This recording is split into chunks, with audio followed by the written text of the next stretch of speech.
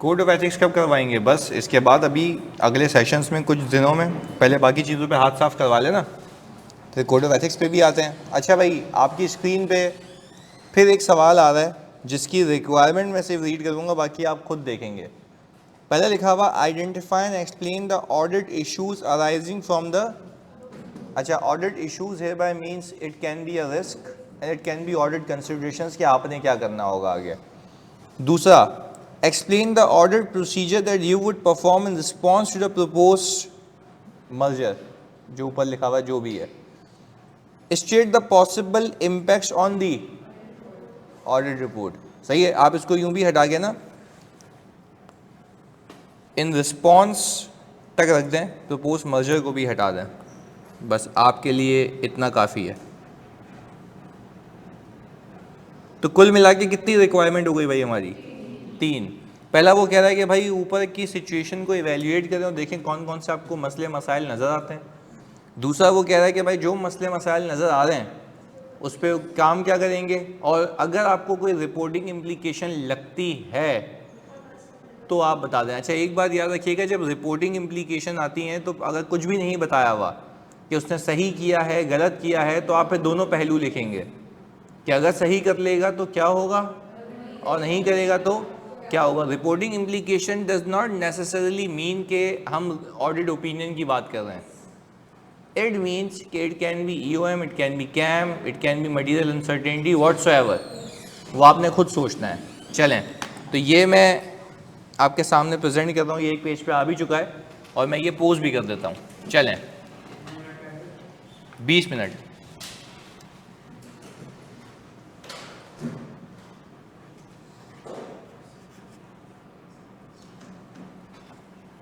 ये overall 15 marks,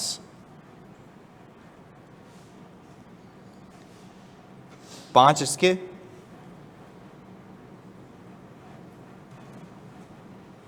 5 इसके और 5 इसके। व्हाट्सएप पे भेज देते हैं।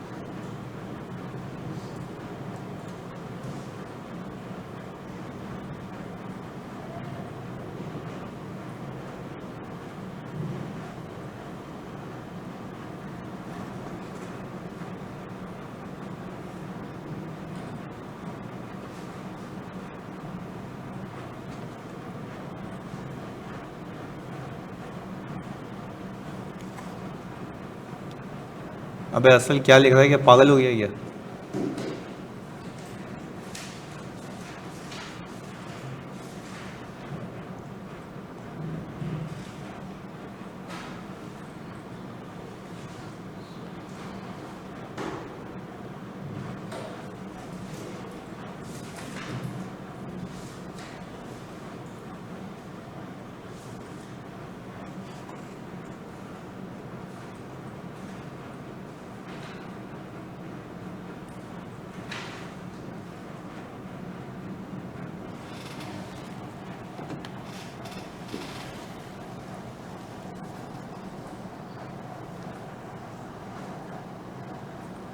हाँ भाई आसान है।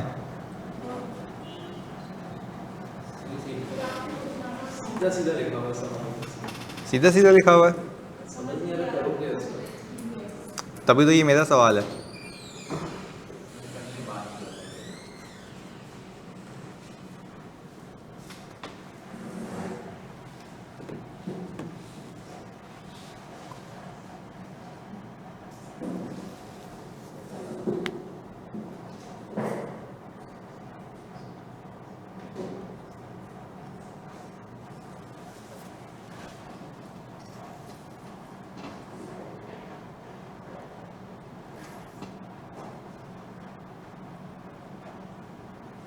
आसान है, मिसबा कह रही है पर समझ नहीं आ रहा बस।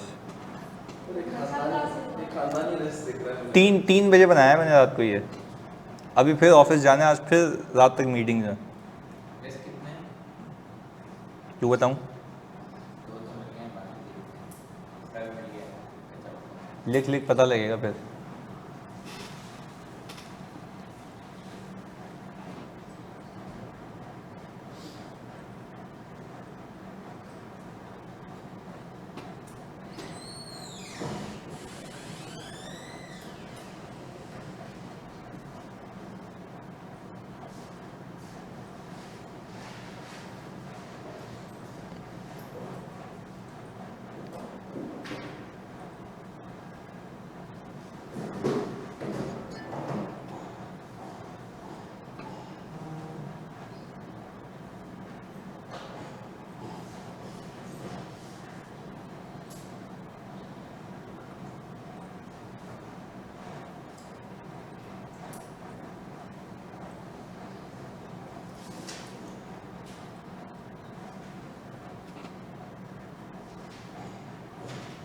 मिशेल गलत।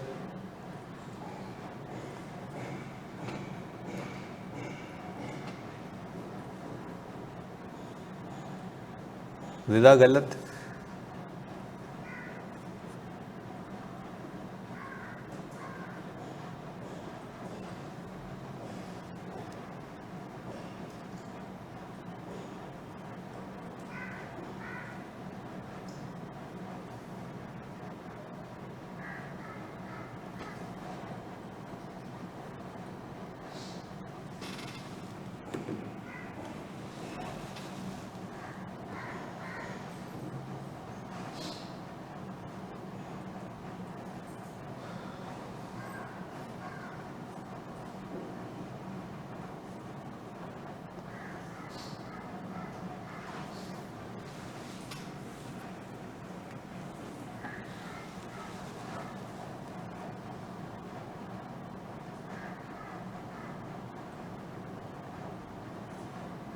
सही है, नाइला और हादी एक रिस्क सही पिक किया है।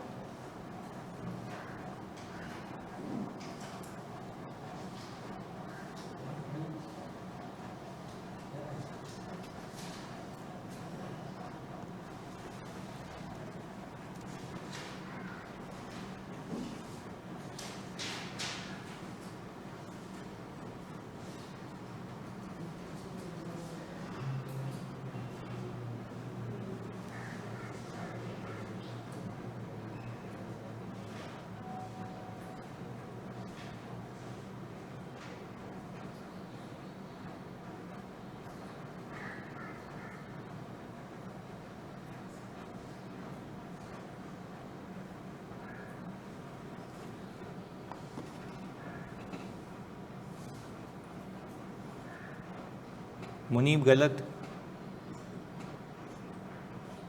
मिसबा गलत। जवेरिया गलत।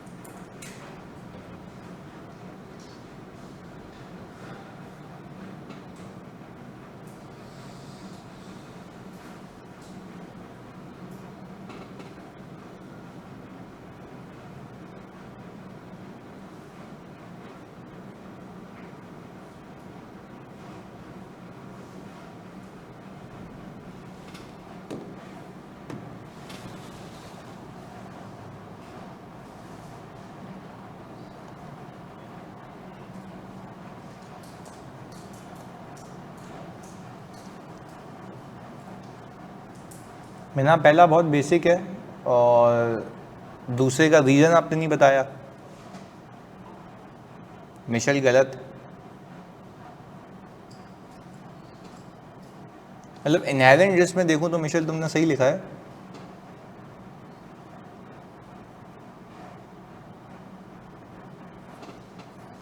जवेरिया ये सही है।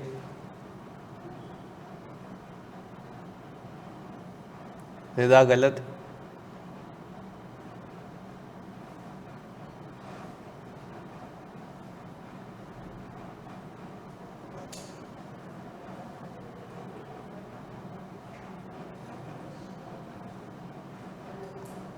पहला गलत है यूसरा और दूसरा बहुत अच्छा लिखा है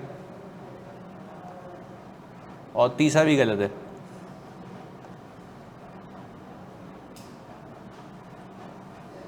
अब्दुल अजीम खान गलत,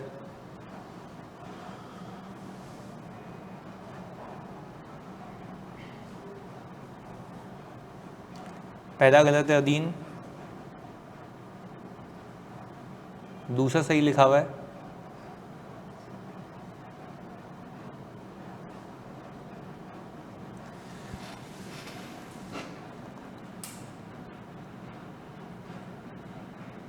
हमजा नदीम गलत,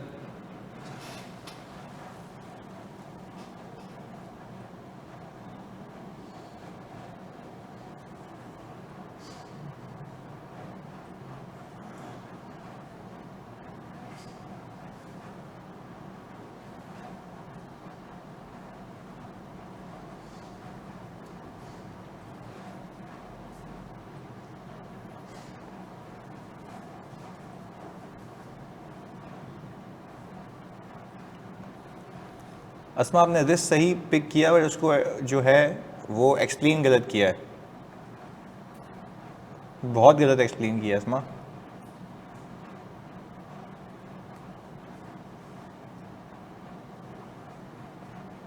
आयशा गलत,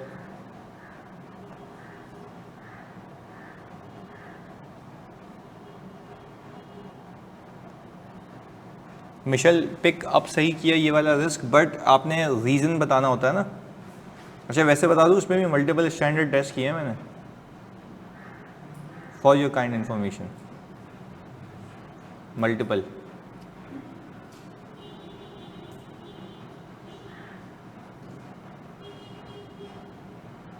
सोचो नींद में बनाया होगा तो कैसे ही बना होगा।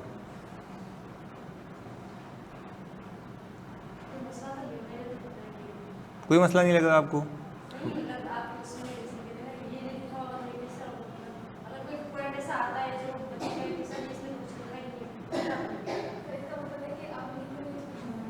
अच्छा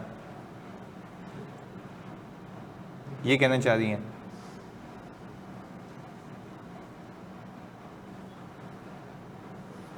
गलत अली हसन,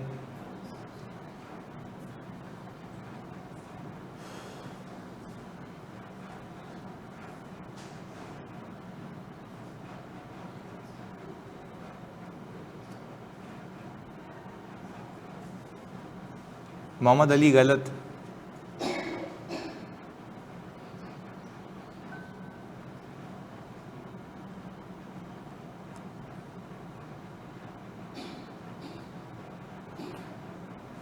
मिसबा ये सही लिखा है आपने।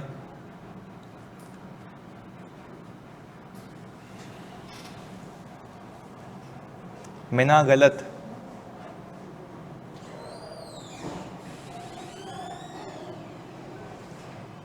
हाईली सेंसिटिव नहीं होता, हाईली रेगुलेटेड होता है उसामा।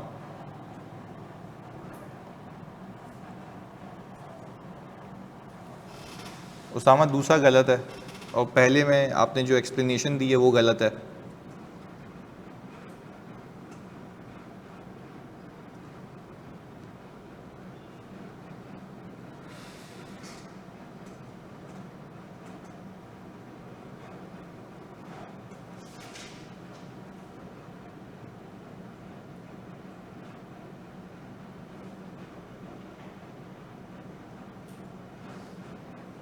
हाँ भाई गोइंग कंसर्न वगैरह तो नहीं है?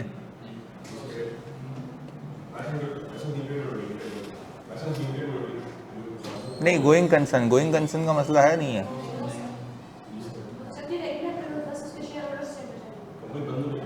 शेयर होल्डर चेंज हो जाएंगे। आखिर में क्या लिखा हुआ है? साल के बाद एक्सेप्ट हो गया, साल के बाद प्रपोजल एक्सेप्ट हो गया, खरीदी गई। नहीं कुछ मर्ज वर्ज होने का सीन है। मर्जर में क्या होता है? मर्जर में तो दो कंपनियां मिल जाती हैं तो खरीद रही दो कंपनियां मिल जाती है ना, इसमें लिखा हुआ है मर्जर का कुछ? मर्जर का नहीं लिखा हुआ? लिखा हुआ है ना? सोचें। और मर्जर में क्या होता है पता है? एक कंपनी का वजूद खत्म हो जाता है।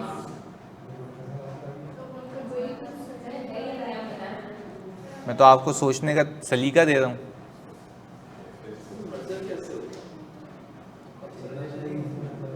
लिखा हुआ नहीं लिखा हुआ, पहले ये बताओ।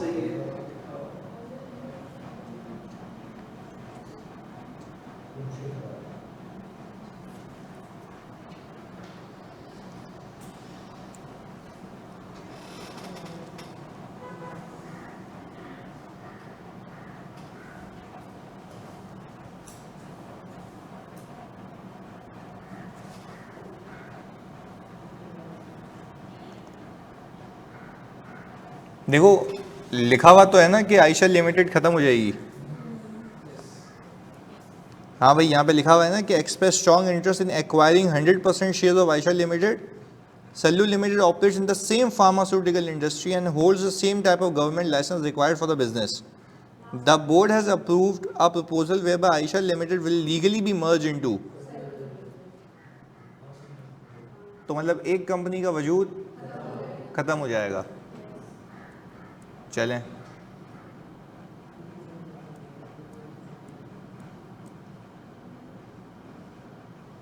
देखो मैं तो कह रहा हूँ इनिशियली सब्सिडरी बनेगी, पर सब्सिडरी बनने के बाद वो सब्सिडरी रहेगी या वो मर्ज हो जाएगी? मर्ज हो जाएगी।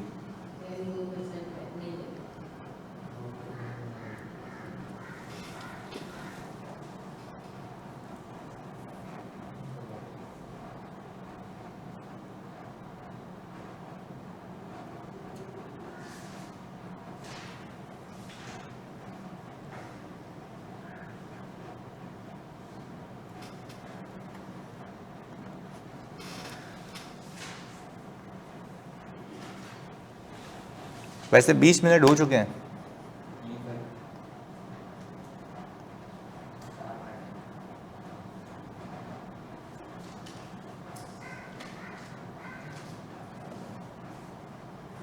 नहीं, शहीद गलत लिखा है भाई।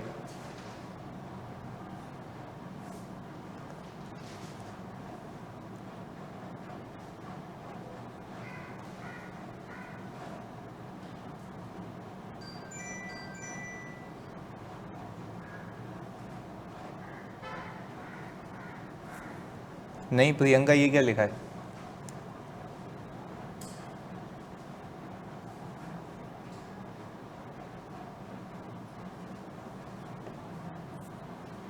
नहीं तो आप किस कंपनी का ऑडिट कर रही हैं अदीन? सवाल ये है ना।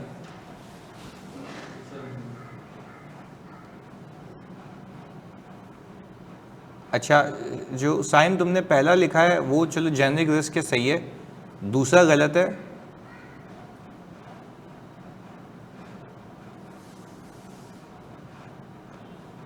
और तीसरा जो है तुमने एक्सप्लेनेशन थोड़ी सी आगे पीछे कर दी है, एक्सप्लेनेशन सही नहीं थी तीसरे की, और एक रिस्क मिस है तुम्हारा।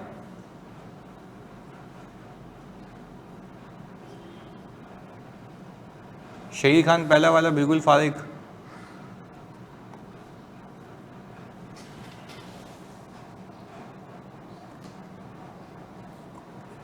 असल सरफराज बिल्कुल गलत।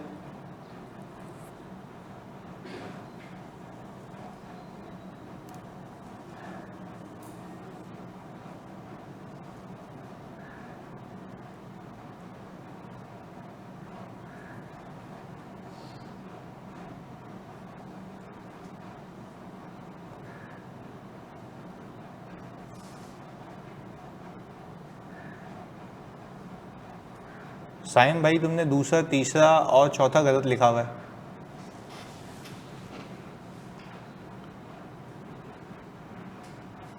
अक्सर दफ़र पहला तो जेनरिक रिस्क के आपका undisclosed penalties, recorded penalties and contingencies का,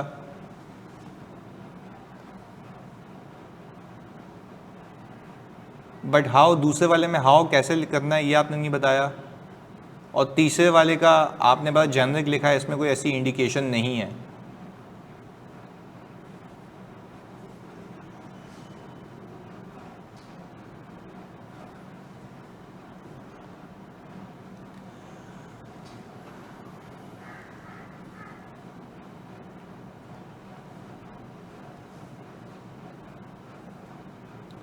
दूसरा तीसरा तुमने मर्ज कर दिया अरीब।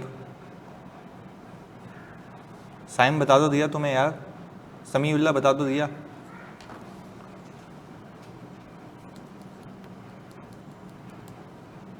ऑडिट कंसिडरेशंस में यही ना जो तुम्हारे मसले हैं, रिस्क हैं।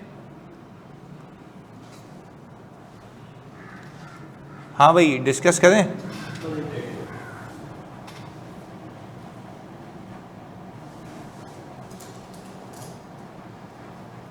चलें, मतलब अगर आपने ऊपर ही फारिग रिस्क पिक किए हैं तो प्रोसीजर तो लिख ही नहीं सकते तुम लोग, जो कि मुझे पता था। सही है, और फिर प्रोसीजर अगर गलत लिखे या रिस्क भी गलत पिक किए तो रिपोर्टिंग इम्प्लीकेशंस भी गलत ही होंगी। चलें लेट्स चेक कि एक एक करके। नहीं अब तो टाइम ख़त्म हो गया ना जानी, ऐसे तो तू लेट के कब तक रही हो पेपर एग्जाम में। क्या कह रहा है? 17 सेकेंड है तेरे पास। चल तेरे को चाहिए भी इतने ही होंगे।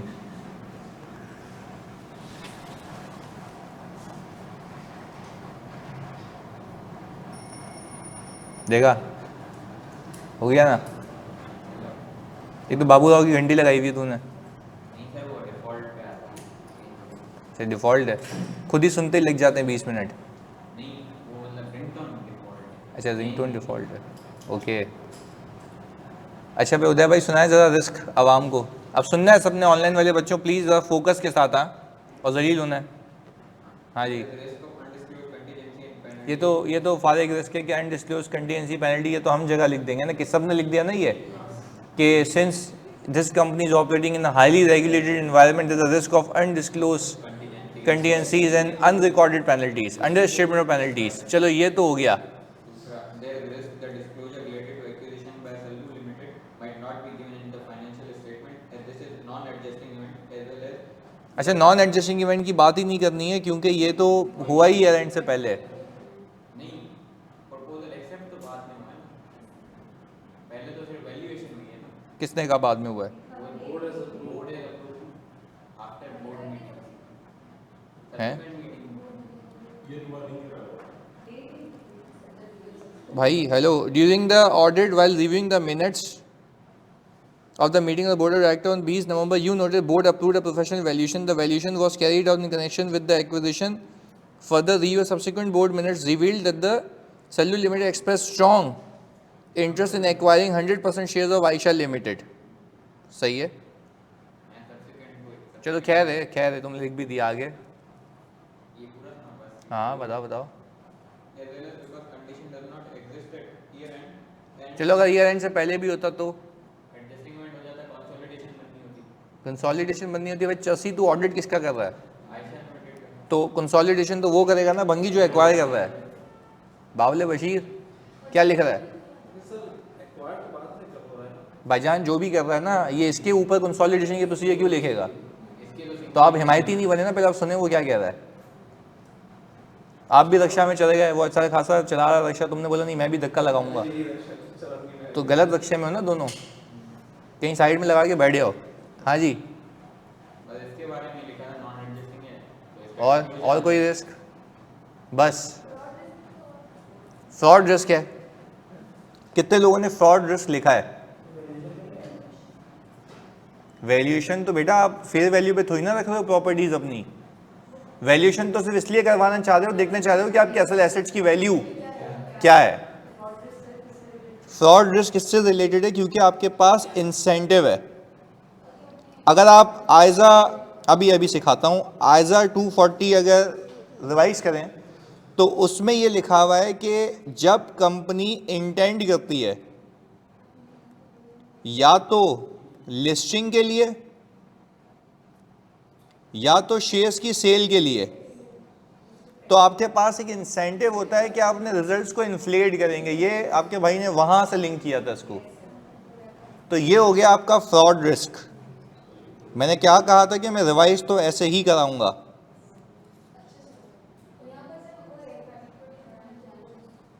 अभी आप कितना ही रट्टा लगाओ अपनी बुक का कि यार इसमें फ्रॉड रिस्क फैक्टर्स ये हैं, ये होंगे तो फ्रॉड हो सकता है, पर when it comes to application मैंने सवाल की ड्राफ्टिंग ऐसे की है कि वो पूरी कहानी में घूम गए आप, कि मैंने पूरी कहानी बनाई कि ये चल रहा है बोर्ड मीटिंग में ये वो, पर इसमें एक क्रक्स ये था कि ये एक फ्रॉड रिस्क फैक्टर है, क्योंकि आपके पास एक इंसेंटिव होगा कि आप अपनी फाइनेंशियल पोजीशन को, परफॉर्मेंस को अच्छे से दिखाएं।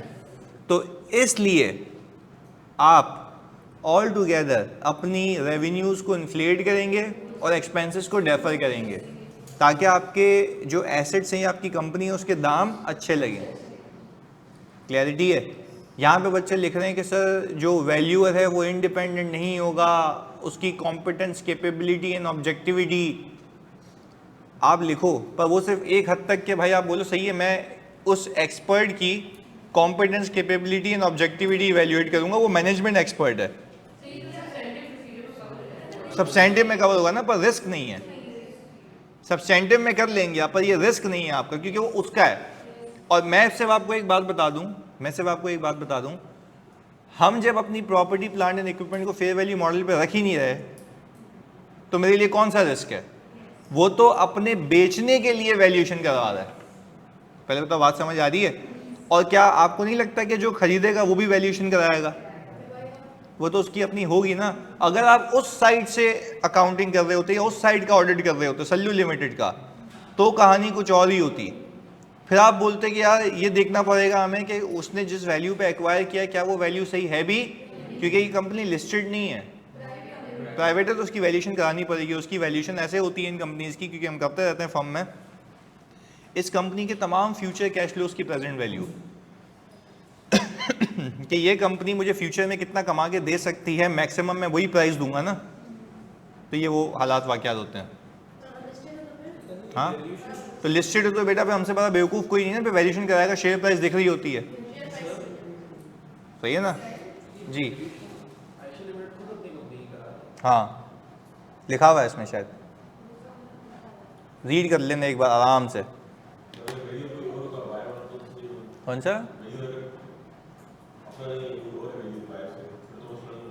नहीं, देखो मैं फिर रिपीट कर रहा हूँ, यहाँ पे मेरे लिए रेलेवेंट नहीं है ना।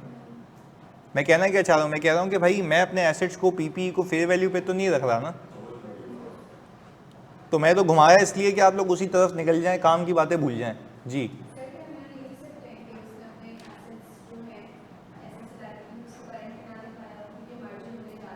करंट में ना दिखाया हो?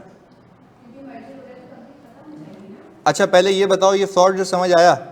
आपकी बात पे आते हैं, ये हो गया पहला, सही है। और आप जब भी फ्रॉड के रिलेटेड बातें करेंगे तो आपने लिंक करना होगा, हाँ, उस ट्रायंगल से, या तो इंसेंटिव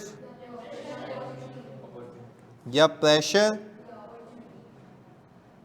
या अपॉर्चुनिटी। ये नहीं लिखोगे मार्क्स नहीं मिलेंगे। और मैंने आपको लिखना स्पेशली सिखाया था, pick situation from the question and link it with the any relevant factor, कि there is a pressure on the management to achieve the good results और व्हाटसोएवर। सिर्फ फ्रॉडुलेंट फाइनेंशियल रिपोर्टिंग लिख दिया था तो बात एक ही हुई ना? नहीं, अगर फ्रॉडुलेंट फाइनेंशियल रिपोर्टिंग तो एक इनहेरेंट रिस्क है, आपको मैंने बताया है कि मैनेजमेंट ओवरराइड ऑफ कंट्रोल में ही आता है ना फ्रॉडुलेंट फाइनेंशियल रिपोर्टिंग। वो तो एक इनहेरेंट रिस्क है कि वो तो हर कंपनी में होता है, बट तुम्हें क्यों लग रहा है वो भी तो लिखोगे ना भाई। आप अगर शायद भूल गए ना मेरी बात, where and how the financial statements are susceptible to, ये वो वाला अल्फाज था तुम लोगों से बोला नहीं जा रहा था, बोलो। हाँ, ये अब हो गया ना चैम, मैं खुद भूल गया, ससेप्टेबल टू फ्रॉड, सही है, ओके। तो खैर ये बात है। अभी ये ज़ैनब अली सही 5 बार लिख चुकी हैं, acquiring 100% going professional variation, so there is a risk of fraudulent financial reporting, high estimates and judgments and company will, देखो हाई एस्टिमेट्स एंड जजमेंट्स पे, ओ भाई आप वैल्यूएशन करवा रहे हो, मैंने अभी बताया, मतलब I don't know why you guys don't listen to it. अभी मैंने बताया कि फेयर वैल्यूएशन आपकी कंपनी को इफेक्ट नहीं कर रही। क्यों लिख रहे हो उसको लिंक करके? आपको ये लिखना है कि मैं अपनी कंपनी में प्रॉफिट्स फिक्टिशियस बुक करूंगा, एक्सपेंसेस डेफर करूंगा, this has nothing to do with the valuation. Clear है? अगर मैं अपने एसेट्स को फेयर वैल्यू पे रख रहा होता तो ये रिस्क आता। हाँ, फेयर वैल्यू लेके नहीं जा रहे मेरे भाई, करवा रहे हैं बस। ये तो वही बात हो गई, तू कार लेके घूम रहा है, तूने बोला दाम लगा दे इसके कितने की बिकेगी, बस इससे मेरी कार में क्या इशू है। हाँ, पर तुम कार को लेके ये करोगे कि तुम उसमें डेंटिंग पेंटिंग कराओगे, उसके जो भी मसले मसाइल हैं वो छुपाओगे, तो यहाँ पे भी तो यही होगा ना कि कोई कंटिजेंसीज होगी तो मैं उसको डिस्क्लोज नहीं करूँगा, मतलब तो उसके पैसे कम देगा। मसले समझ आ रहे हैं? ये बात है सोचने की। अच्छा सर, तैयारी मेरी अच्छी जा रही है, फिर ये सवाल आ गया, चलें ओके। अच्छा भाई पहले बताओ, यहाँ तक बात क्लियर है?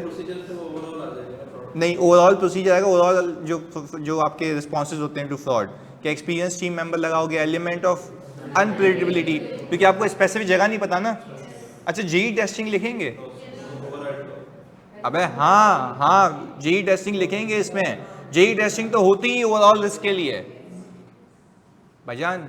Entry posted on unusual hours on the weekends, posted by the person who is not authorized to post. मतलब तुम्हारी सोच के बाहर सवाल बनाया था ये, पर तुम्हारे कोर्स में से ही बनाया था। यस हाँ, इसी पे आ रहा हूँ। दूसरा रिस्क है इसमें इम्पेयरमेंट का ऑफ लाइसेंस। क्योंकि कहने का मतलब यह है कि भाई जो सल्लू लिमिटेड है उसके पास भी सेम लाइसेंस है और आयशा लिमिटेड के पास भी सेम लाइसेंस है। तो मुझे बताओ भाई, इस आयशा लिमिटेड का लाइसेंस तो अभी किसी वैल्यू का ही नहीं रहा, क्योंकि वो तो डिसॉल्व हो जाएगी। तो अब हमें देखना पड़ेगा कि क्या ये लाइसेंस रिकवरेबल है। आई डोंट थिंक सो कि सिचुएशन में रिकवरेबल है। तो आप रिस्क में तो यही लिखोगे ना, we need to assess the impairment of या recoverability of license appearing in the books of as Aisha Limited is going to be merged into which already had a same license। बात समझ आ रही है?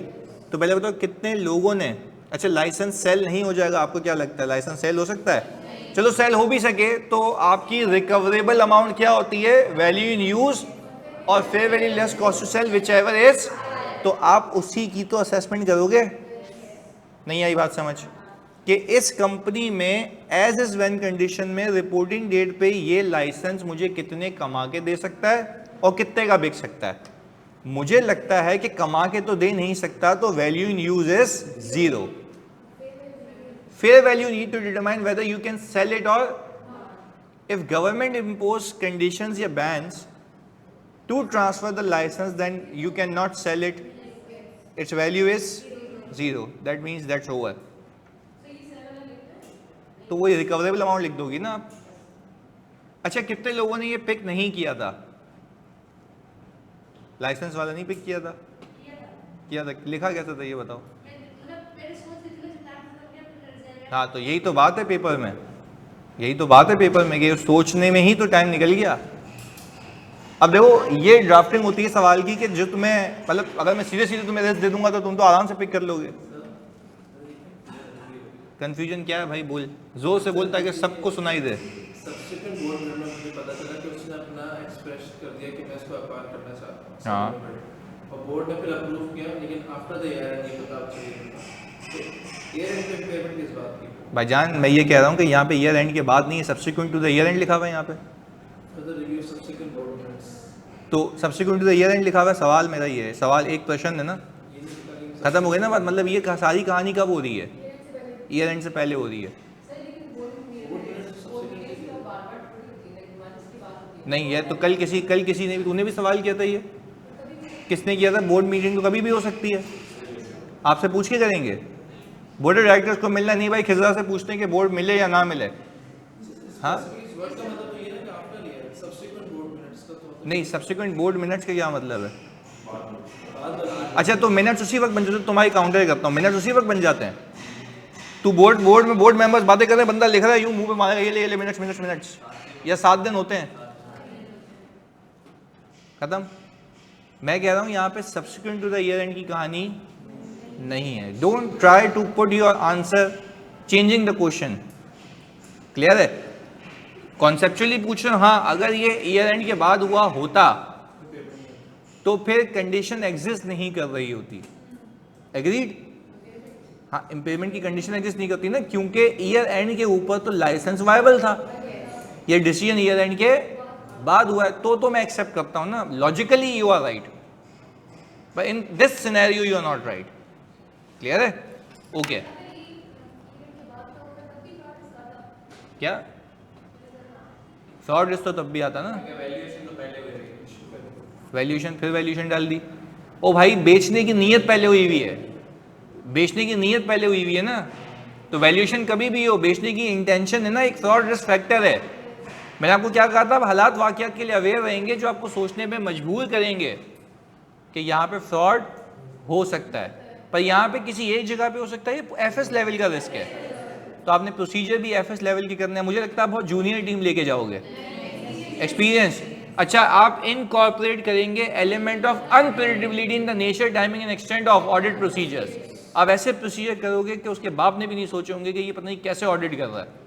मैं आपको एलिमेंट ऑफ अनप्रेडिक्टेबिलिटी बताता हूँ। एक बैंक है, मतलब मैं नाम नहीं ले सकता, बड़ी कॉन्फिडेंशियल इन्फॉर्मेशन है, वो बिकने लगा है अभी। मैंने अच्छा जो खरीदने लगा है मैंने उसका भी ऑडिटर में हूँ, तो मैंने उसके मिनट्स में पढ़ लिया था, उन्होंने एक्सप्रेशन ऑफ इंटरेस्ट शो किया हुआ है। तो अब इनके मिनट्स में ऐसा कोई डॉक्यूमेंट नहीं हुआ हुआ, उनके मिनट्स में हुआ हुआ, तो मुझे तो एक फैक्टर पता लग गया क्योंकि मैं दोनों का ऑडिटर हूँ। खैर, अब ये कॉन्फिडेंशियलिटी ब्रीच तो नहीं है ना, मैं उसकी बात इसको नहीं बता रहा, इसकी बात उसको नहीं बता रहा, मैं ऑडिटर तो 2 कंपनी का हो सकता हूँ ना। खैर, अब हुआ ये कि ऑल टुगेदर वहाँ से मुझे पता लगा ये वाला फैक्टर है कि एक्सप्रेशन ऑफ इंटरेस्ट है। अच्छा, जब मैं इस कंपनी पे आया तो मैंने देखा, मतलब वो सॉर्ट ऑफ बैंक है, मैंने बताया तो है ना बैंक है, तो उनका रेवेन्यू एक स्ट्रीम में 3 बिलियन से, एक लाइन आइटम 3 बिलियन से इंक्रीज हो गया। तो वेयर एंड हाउ, वेयर इस जगह पे जो मैंने देखा अनएक्सेप्शनल डेविएशंस वहां पे था। हाउ वो fraudulently management override of control करके बुक कर सकता है। अच्छा, मैंने पता ना क्या किया, मैं तुम्हें सीन बताता हूँ। मैंने पता है क्या किया, मुझे फैमिलियरिटी साइड पे था, फैमिलियरिटी कैसे आएगा, मतलब मुझे ये बात नहीं समझ आई। मैंने आपको अभी बताया कि कोई इंडिपेंडेंस का मसला, पहले आपके दिमाग के कीड़े को वहीं दफना देता हूँ मैं, जो आने वाला होता है मैं बोलता हूँ बस इसके आगे सोचना ही नहीं है, तभी मैं पूरी सिचुएशन बना के निकलता हूँ ना, कि तुम लोग हो भी तो ईशान नंद किशन अवस्थी ना, सितारे घूम रहे होते हैं तुम्हारे दिमाग में कि ये सोचूंगा वो सोचूंगा, ये भी हो जाएगा वो भी हो जाएगा, तभी पूरा सिचुएशन बना के निकलता हूँ। फिर फैमिलियरिटी है, फैमिलियरिटी कहाँ से आ गया? क्या मेरी बेगम वहाँ पे CFO है? क्या मेरी दोस्ती है? नहीं, वो अलग ऑडिट है, ये अलग ऑडिट है। खैर एनीवेज, एक तो एक सवाल जवाब दूं, दलील करके फिर आता हूँ वापस। Sir, why would Sallu limited rely on the valuation of Ayesha limited, how this is fraud risk factor? बेटा, अगर छोटी चरस की सुल्फी तुमने मुंह में लगाई होती ना तो बात फिर भी सही थी, ये कहीं और गई है। कहने का मतलब क्या है? कहने का मतलब यह है कि भाई मैं 5वीं बार समझा रहा हूं, फ्रॉड रिस्क फैक्टर ऐसे है कि कंपनी अपने शेयर्स को बेचना चाह रही है तो वो अपने एसेट्स को अच्छे से अच्छा दिखाएगी। This has nothing to do with the valuation report. ये कोई मैं 5वीं बार बता रहा हूं, ये कौन सा नशा है जो उतर के नहीं दे रहा तुम्हारे सर से? भाईजान अवेश, वही तो कह रहा हूं ना, अभी बोल रहा गॉट इट, मतलब पता नहीं क्या सुनता है। इधर सुनो भाई, देखो यार, बताने में मुझे मसला नहीं है, एक्सप्लेन किया पूरा यार, फिर वही बात, पता नहीं कि झालत की हद है। अबे भाई, ये मैं तुम्हें इसलिए सिखाता हूँ, फर्म में आके कभी तुम टकरे गए ना, वहाँ तो मैं कबर खोद दूंगा ऑफिस में बैठे बैठे, तो वहाँ पे सुना करो, जब ट्रेनिंग चल रही है, जब बोल रहा हूँ तो सुनो पहले कि भाई क्या रहा हूँ, समझा क्या रहा हूँ। ना बताया होता तो सही है, तुम बोलो, तुम्हारा हक बनता है। एक बार 5 बार रिपीट कर चुका, फिर 6ठी बार से ये कैसे हो सकता है? वैल्यूएशन पे पहले इसने तफरीह उठाई, फिर ये 5 बार तो इसने पूछ लिया कि सर अभी भी मुझे कंफ्यूजन है। मैंने कहा चलो कंफ्यूजन है, बता दिया, फिर क्या ये मुसीबत है? आगे सुने। खैर, अब हुआ ये, कहानी का ट्विस्ट ये था, मैं एलिमेंट ऑफ अनप्रेडिक्टेबिलिटी इनकॉर्पोरेट करने लगा था। मैंने कहा एक जगह पे मसला है, प्लीज सुनना, एक जगह पे मसला है। तो अब वो बच्चा मुझे रिव्यू करवा रहा, मैंने कहा भाई यहाँ पे ये रेवेन्यू कैसे इंक्रीज हो गया? उसने बोला सर इन बैंक ने नया फीचर लॉन्च किया कि इन्होंने ना बहुत सारे वेंडर्स के साथ ऑन बोर्डिंग की, जैसे अमेजॉन वगैरह और ये जितने भी आपके वेंडर हैं जहाँ से आप ऑनलाइन परचेज कर सकते हो। तो इस बैंक ने क्या किया, अपना फीचर वहाँ पे लॉन्च किया कि पेमेंट्स वहाँ से हो सकती है। यहाँ तक अलाइंड हो? अच्छा, अब जब पेमेंट वहाँ से हो सकती है, आप जाते होगे ना आईकैप की वेबसाइट पे जाते हो, बोलता है भाई कार्ड डालो, तो अगर आपके पास इजी पैसा का ऑप्शन होगा तो वहाँ पे क्लिक करोगे, इजी पैसा से पेमेंट हो जाएगी। यहाँ तक अलाइंड हो? ऐसा ही है। और अगर यू बैंक से होगी, यू बैंक से हो जाएगी, यूबीएल से होगी, यूबीएल से हो जाएगी। सारे फीचर्स आ रहे होते हैं आपके पास, सही है? यानी भाई कोई भी बैंक है ना, वो आपका नाम आ रहा होगा। अब आगे सुने, हुआ ये कि अगर आपका इजी पैसा है, यू बैंक है, व्हाट्सएवर, उसने फीचर लॉन्च कर दिया। अच्छा, अब मुझे रिस्क ये कि यार उसमें होता क्या है, वैल्यू का एक परसेंटेज लगता है, यानी जितनी नंबर ऑफ ट्रांजेक्शन, जितनी अमाउंट की ट्रांजेक्शन है उसका 1%। तो अगर बिलियन की होगी तो 1 बिलियन का 1% मेरा रेवेन्यू, बैंक का रेवेन्यू। कौन देगा? वो वेंडर जिसके प्लेटफॉर्म से ये, क्योंकि हमने तो उसको कनेक्ट किया ना कंज्यूमर से, तो ये एक अच्छी चीज़ है। प्लीज सुने अब आगे। अब हुआ ये कि उसने बोला सर देखें ये तो आ रही है ना। मैंने कहा नहीं, अब एक काम करो, जिस जिस वेंडर पे ये कनेक्ट हुए ना उसके आईडी के लॉग्स निकालो कि रिक्वेस्ट रेज हुई होगी कि हमें इस वेंडर से कनेक्ट होना है, अदरवाइज तो वो हो ही नहीं सकता। तो जितने कस्टमर तेरी शीट में दिख रहे हैं उतने कस्टमर की रिक्वेस्ट लॉग बनना चाहिए, अदरवाइज वो हो ही नहीं सकता। और जब मैंने ये मालूम करवाया तो पता लगा 51 ऐसे कस्टमर से जिसका लॉग मेंटेन नहीं था। तो यानी मतलब वो ट्रांजैक्शन हुई नहीं। अब देखो एलिमेंट ऑफ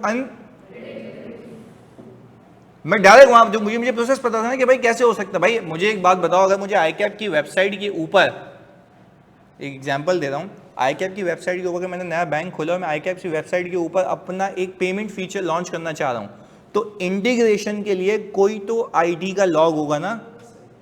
मैंने कहा मुझे बता दो। अच्छा, वो मुझे बोल रहा यार ये आप इसमें क्यों घुस रहे हैं, वैल्यू आप अपनी वैल्यू वेरीफाई करें ना। मैंने कहा भाई don't tell me how to audit.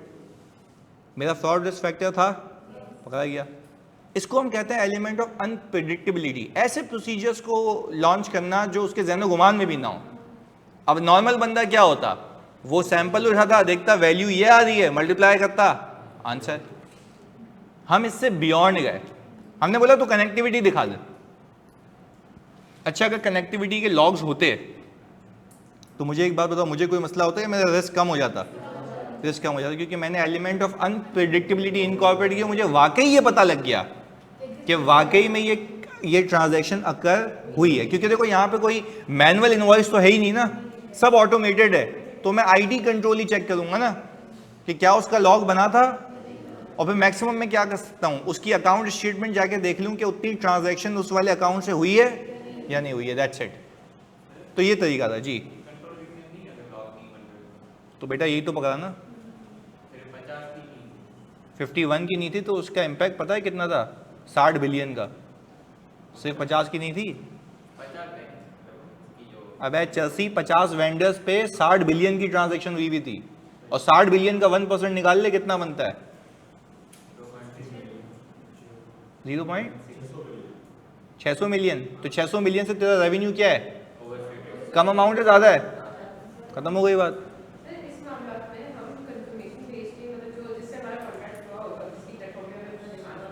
बेच सकते हो, रेलेवेंट होगा ना। कंफर्मेशन भी तो एक्सटर्नल सोर्स ऑफ एविडेंस है ना, ऐसा ही है। अच्छा भाई, शहीद ने बोला सर आंसर मैं क्वेश्चन। अच्छा भाई सुने सर, लेकिन इतना आउट जाके खेलें तो डर ये होगा ना कि आईकैप इररिलेवेंट होने के मार्क्स ना काट ले। मैंने क्या यहाँ पे कोई इतना आउट जाने की बात की? मैंने आपको कहा ये प्रोसीजर लिखो, नहीं मैंने कहा आपको ऐसा प्रोसीजर लिखो, या मैं आपको एलिमेंट ऑफ अनप्रेडिक्टेबिलिटी की एग्जाम्पल दे रहा हूँ। हाँ भाई जल्दी बता दे शहीद भाई। शहीद भाई कह रहे हैं सर इतना इग्नोर तो वो भी नहीं करते, तो शक्ल होनी चाहिए ना, मसला ही है। पिक्चर भेजियो ग्रुप पे, फिर देख के बताते हैं। Sir talking about the assumption of license है, अजम्पशन ऑफ लाइसेंस, तो मेरा भाई अजम्पशन ऑफ लाइसेंस तो है ही बिल्कुल सही। मैं किसी कंपनी का ऑडिट करने जाऊंगा और मुझे ये पता हो कि उसका लाइसेंस तबाह बर्बाद होने वाला है, तो क्या ये कोई आउट ऑफ द वे जाके कोई अजम्पशन लिए या सवाल के अंदर ही है? ये लिखा ही इसलिए, ये किसने कह दिया तुम्हें आउट ऑफ द वे जाके ही है? हाँ भाई, और मुझे एक बात बताओ, किसी का लाइसेंस किसी और को ट्रांसफर हो सकता है? फॉर योर काइंड इन्फॉर्मेशन, अगर कोई और किसी कंपनी को खरीद भी रहा है ना, तो वो उसके नाम से चलता रहता है। ये तो मर्जर की बात है, तो मर्जर में तो होगा ही है कि एक कंपनी को बंद होना होगा। भाई मुझे एक बात बताओ, मतलब कैसी इलॉजिकल फजूल बात कर रही है, कौन बेवकूफ 2 लाइसेंस लेके घूमेगा, पेमेंट करेगा 2 लाइसेंसेस की, जबकि उसको चाहिए एक ही? मतलब एक उसूल वाली बात करो ना शहीद भाई, बात क्लियर है?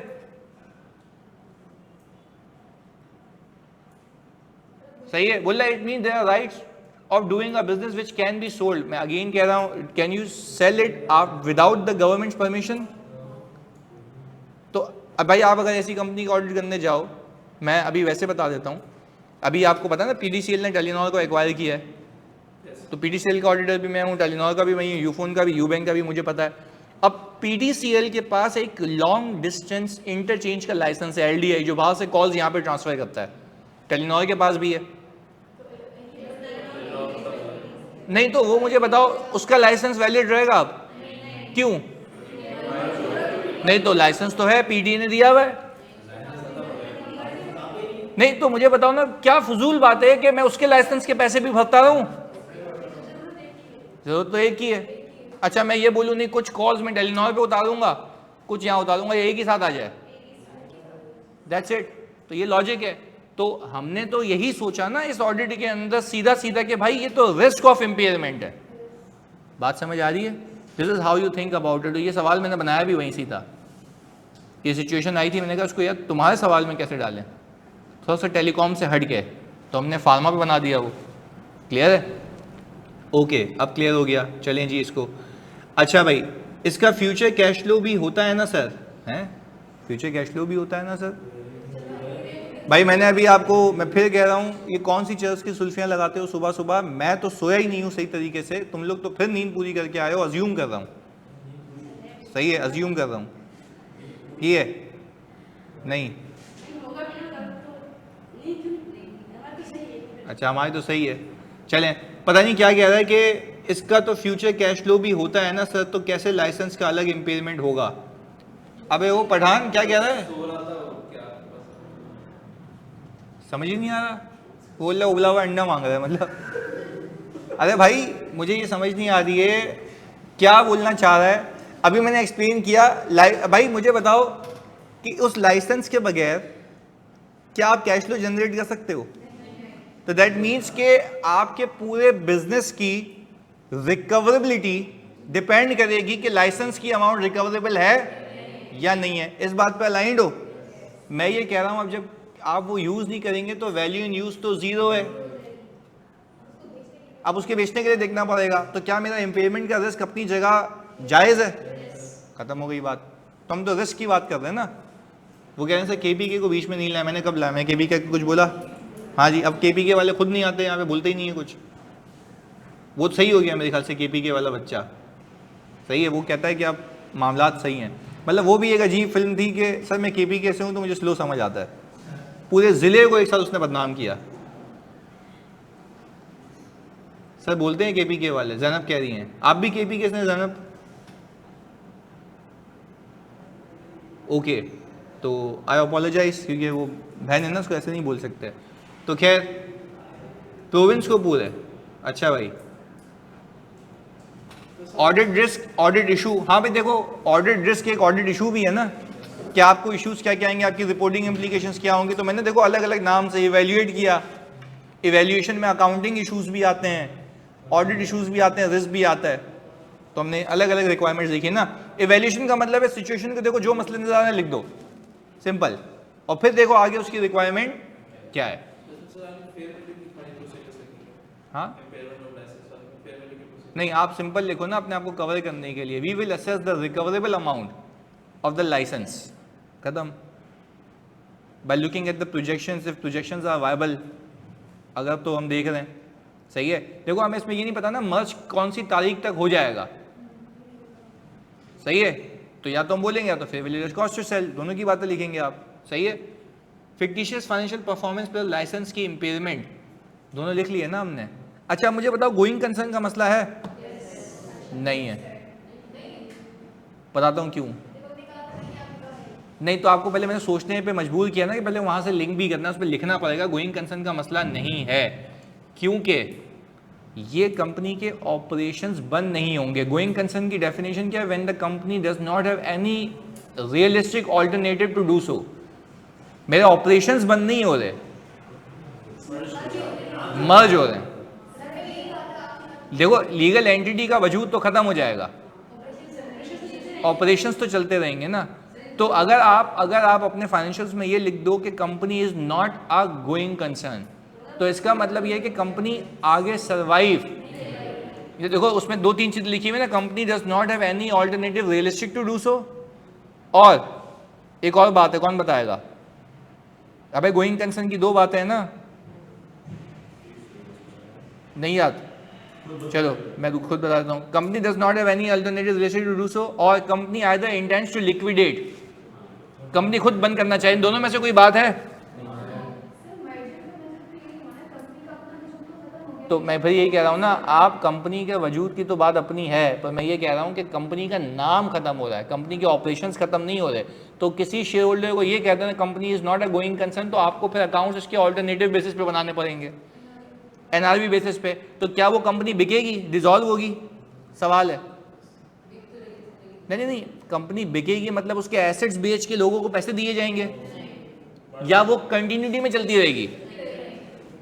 तो उसके एसेट्स सिवाय लाइसेंस के उसके बाकी तमाम पीपी, तमाम लायबिलिटीज एज इट इज उड़ के उस कंपनी में मर्ज हो जाएंगे। तो अलबत्ता इस मर्जर के लिए डिस्क्लोजर आएगा कि ये कंपनी है जिसने ऑफर दी हुई है, तो वो डिस्क्लोजर लाजमी आएगा, और उसको मे भी हम एम्फेसाइज करें। एम्फेसाइज करना जरूरी है, क्योंकि matter is fundamental for user understanding of financial statement and matter is adequately disclose in the financial statement. पर कैम क्यों नहीं दे रहे? प्राइवेट कंपनी है, तो देखो ये पूरी चौरंगी थी इसमें। नहीं, आपने सोचा था, तो आपने वो पिक नहीं किया था कि गोइंग कंसर्न तक बात जा रही है।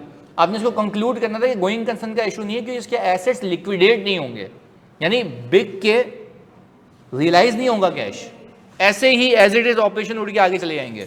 आप खुद सोचो यार, आप यूजर को कितना मिसलीड करोगे अगर आप ये बोलते हो कि एक कंपनी नॉन गोइंग कंसर्न है। नॉन गोइंग कंसर्न का मतलब पता है क्या? ऑल्टरनेटिव बेसिस पे अकाउंट्स बनेंगे। ऑल्टरनेटिव बेसिस का मतलब क्या? एनआरवी। तो क्या ऐसा होगा, या वो एज इट इज एसिड उड़ के ऊपर जाएंगे? ये बात है जी। दो सवाल हैं। एक तो ये कि डिस्क्लोजर जो भी आपने बात की वो थोड़ा रिपीट कर दें कि भाई जो एक्विजिशन हो रही है हमारी डिस्क्लोजर में है। और दूसरी बात ये है कि अगर गोइंग कंसर्न ना हो, नॉट अ गोइंग कंसर्न, तो इम्पेयरमेंट का तो रिस्क नहीं आता। नॉन गोइंग कंसर्न नहीं, पेमेंट का रिस्क तो आता है ना। पहले तो अपने एसेट्स को सही करोगे, और फिर गोइंग कंसर्न उसके ऊपर का मामला है। हम तो हमेशा कहते हैं ना गोइंग कंसर्न उसके ऊपर का मामला है, तो पहले इम्पेयरमेंट तो कराते ना, उसके एसेट सही हो जाते, और फिर तुम बोलते ये नॉन गोइंग कंसर्न है। अब जब एनआरवी बेसिस पे चर्सी अकाउंटिंग करेगा तो लाइसेंस तो पूरा जीरो हो जाएगा ना, क्योंकि वो तो बिक ही नहीं सकता। एनआरवी बेसिस का मतलब क्या? Realisable value. अब कंपनी बंद हो रही होगी तो लाइसेंस की वैल्यू क्या हो जाएगी? मसला कोई एक था बात, बोलना, बाद में नहीं बताऊंगा, यहाँ से जाऊंगा तो मीटिंग में, जल्दी बता। एक ये था कि कंपनी में सवाल था कि भाई उसमें रिस्क निकालो, लेकिन कंपनी तू सवाल तू गाने काट के बता। नॉट गोइंग कंसर्न में थी। उसने बोला था कि भाई अगर मटीरियल अनसर्टेनिटी है तब इम्पेयरमेंट का रिस्क आएगा, नहीं तो सिर्फ नॉट गोइंग कंसर्न का रिस्क आएगा। देखा सवाल? मुमकिन मतलब पास पेपर में है, मैं निकाल के लाऊंगा। देखो मैंने आपको लॉजिक दी ना, लॉजिक क्या दे रहा हूँ कि अगर एक कंपनी नॉन गोइंग कंसर्न भी है तो नॉन गोइंग कंसर्न में पहले एसेट्स अपनी रियलाइजेबल वैल्यू पे आएगा ना, और रियलाइजेबल वैल्यू ऑफ लाइसेंस क्या है? जीरो। तो वो तो अपनी जगह है ना, बोलो उसके ऊपर गोइंग कंसर्न का रिस्क है। क्लियर है?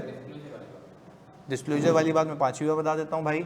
मैंने अभी कहा क्योंकि सिग्निफिकेंट इवेंट है कि ये कंपनी आगे क्या करेगी, इसका वजूद क्या होगा, मर्ज होगी, तो ये this has to be disclose in the FS. वो डिस्क्लोजर आएगा, आप अपने से आपसे पूछें कि क्या ये यूज़र की एफएस की अंडरस्टैंडिंग के लिए फंडामेंटल है? So do you guys consider giving UM? Definitely yes. Clear है?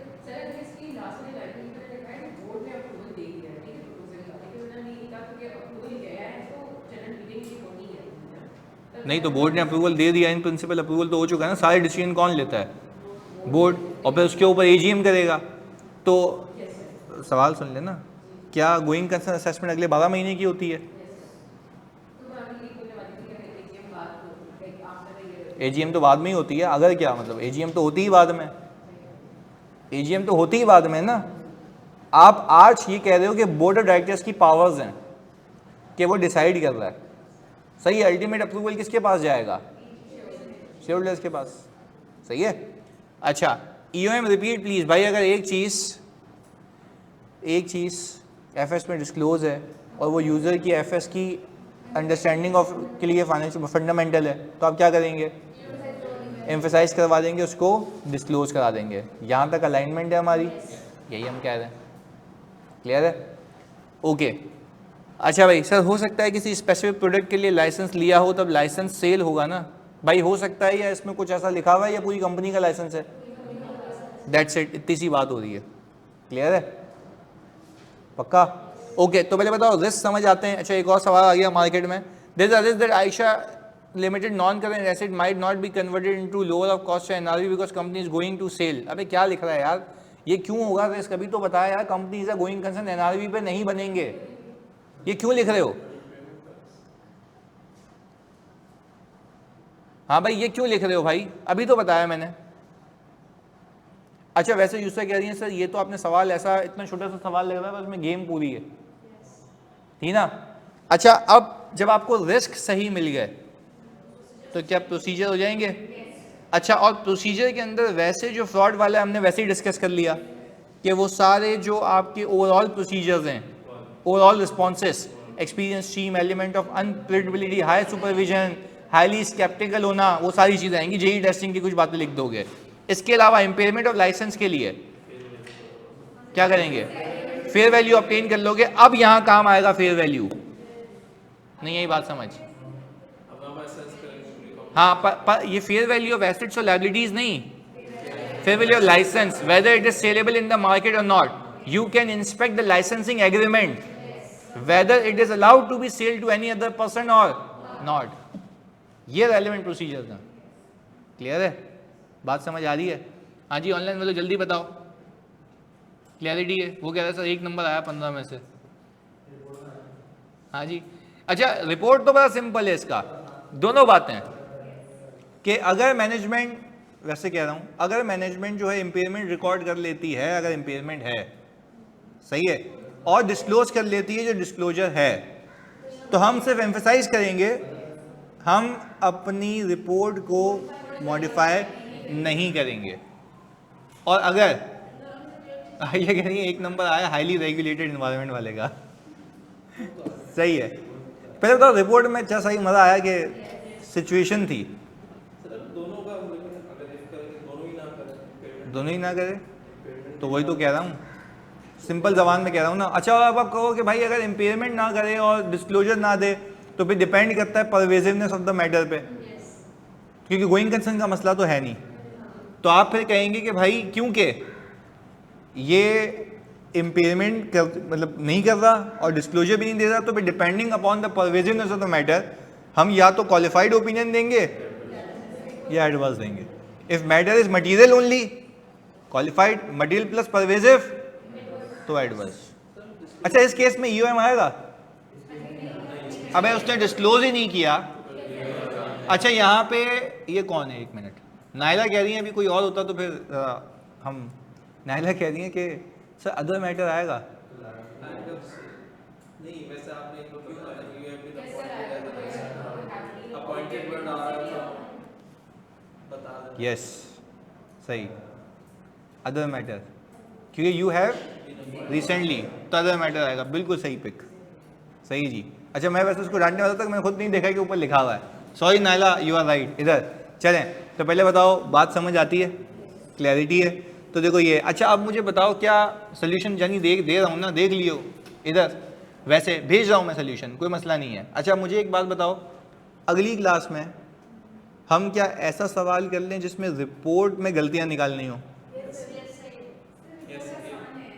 रिपोर्ट आसान है, मतलब अप टू यू गाइस। गलती वाला सवाल कर लें, गलती वाला सवाल करा दूँ, ड्राफ्ट का चलो सही, 2 हो गए। एक तो मैं ड्राफ्टिंग भी कराऊंगा, सेक्शंस की कल रखूंगा 2 घंटे की क्लास, सही है। फिर ना ढंग से सवाल बनाऊंगा जिसमें पूरा रिपोर्ट कवर हो, फिर रेडी हो के आना, सोच लो। चलो सही है, मान लिया चैलेंज एक्सेप्टेड, चलें ओके। तो यानी आईटी वाले भी, जो आईटी वाले तो मैंने पहले भी कराए हैं, चल रहे आगे भी चलते रहेंगे। मैं आपको कह रहा हूँ ना, मैं स्ट्रेटेजी कुछ ऐसे देखो, आज वैसे just for the thought, fraud हुआ आज, गोइंग कंसेंट टेस्ट हुआ आज, रिस्क रिस्पॉन्सेस कितने थे? 4। तो ये हमने अच्छा खासा आज टेस्ट किया। मतलब देखो, मैं इस बात पे बिलीव रखता हूँ कि मैं आज आ जाऊँ, मैं अल्लाह की कसम खा रहा हूँ, मैं कल बोलूँ ना कि आओ मैं पूरा तुम्हें संडे के दिन कोर्स रिवाइज कराता हूँ, नहीं, मैं पूरा दिन बैठ के मैं तुम्हें रिवाइज करा दूँ ना, मैं तुम्हें सिर्फ लॉजिकली बता रहा हूँ, तुम्हारा टाइम ज़ाया होगा। ये तुम खुद भी कर सकते हो। रिवीजन ना मैं ही बोलूँगा ना, वही बकवास करूँगा जो पिछले 5 महीने में की है। तुम बोलोगे वाह यार सर ने एक दिन में पूरा लपेट दिया, फ़ायदा नहीं है। अबे वही पूरा दिन प्रैक्टिस में लगा दो ना, पासिंग प्रोबेबिलिटी ऊपर निकल जाएगी। खुदा के वास्ते मैं तुमसे रिक्वेस्ट कर रहा हूँ, प्लीज़ टाइम को अच्छे से यूज़ करो, प्रैक्टिस में यूज़ करो। मेरे लिए क्या यार, मेरे को मुझे मतलब मैं भी एहसासी में हूँ ना, मुझे क्या है, मैं एक कासा की कॉन्फ्रेंस रखूँ, मैं बोलूँ आ जाओ भाई सबको ले जाऊँ, भाई मुझे नहीं करना टाइम ज़ाया यार, मुझे नहीं करना बच्चों का टाइम ज़ाया, सीधी सी बात है। मैं नहीं आपको जो इस डेल्यूजन में डालना चाहता कि भाई हाँ यार मैंने तुम्हें रिवाइज करा दिया, मैं 2 दिन लगा के भाईजान आपको रिवाइज करा दूंगा ना, आपका कंटेंट रिवाइज हो जाएगा, फिर एप्लीकेशन में फेल हो जाओगे। आपको पेपर कब पास होगा? जब एप्लीकेशन अच्छी हो। सही है भाई? तो आप फरमाइशें करें कि सर ये सवाल, ऐसा सवाल, ऐसा सवाल, फिर देखो मैं क्या बना के लाता हूँ। मेरी भी एक थिंकिंग कैपेसिटी है ना, मैं बोलता हूँ यार रोज़ सोचता हूँ कि अब साला बनाऊँ क्या इनके लिए, ज़िंदगी में सिचुएशनें ख़त्म हो चुकी हैं, तो फिर भी सोचता हूँ ना कि अब क्या, मैं यकीन करो मैं कभी लैपटॉप दिखाऊंगा अपना, अभी मैं उसमें लिख के रखता हूँ कि ऑल टुगेदर कि मेरे जो सिचुएशन हुई ना, तो क्लाइंट मुझे उस दिन कह रहा है कि यार तू लिख क्या रहा है, मैं कहा तेरे साथ किया है वो, बोला देखा, उसने देखा, बोला यार तू कितना मतलब कमीना आदमी है, हमारी बजाता है तो इससे पैसे भी कमाता है। मैं कहा चलो सही है, ये भी है। तो खैर हम सवालात कर लेते हैं, प्लानिंग वाला सवाल भी प्लानिंग भी कर लेंगे। तो अभी हम एक कल का सेशन कुछ ऐसा रखते हैं कि पूरी रिपोर्ट रिवाइज करेंगे और हल्की फुल्की छेड़खानी फ्रॉम अदर आइजाज, सब्सिक्वेंट इवेंट वगैरह। सही है, चलो मिलते हैं, अल्लाह हाफिज़।